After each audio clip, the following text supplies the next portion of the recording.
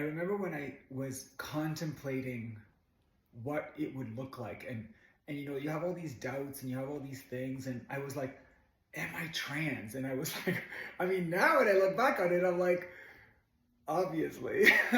But there was this like seed of doubt. Was it something else? And could I possibly live without this thing? And all of these things. And um, those moments were so fleeting. And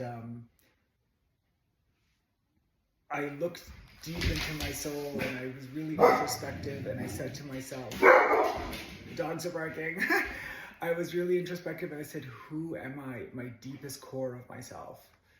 And when I heard over and over and over again how this is who I am, and this life that I'm living right now is my definitely most authentic self. Um,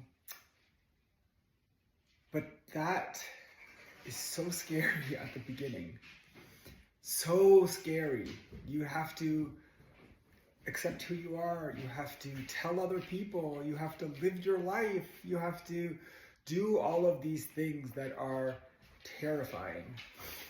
And I never let the fear control my behavior. And I would say that's a good step.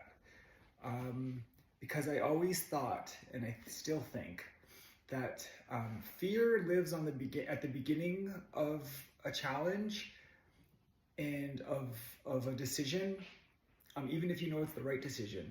There's so much fear and doubt and all this other stuff. And then on the other side of that, if you never transition, if that is who you actually are, then you have resentment. And that resentment, that's a thing that applies across the board. This has nothing to do with being trans.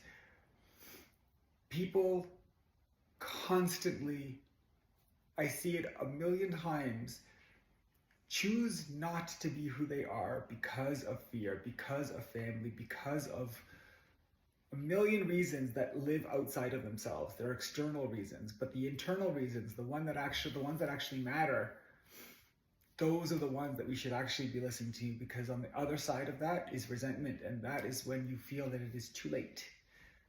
And that is the worst of the worst. Fear exists at the beginning and resentment exists at the end.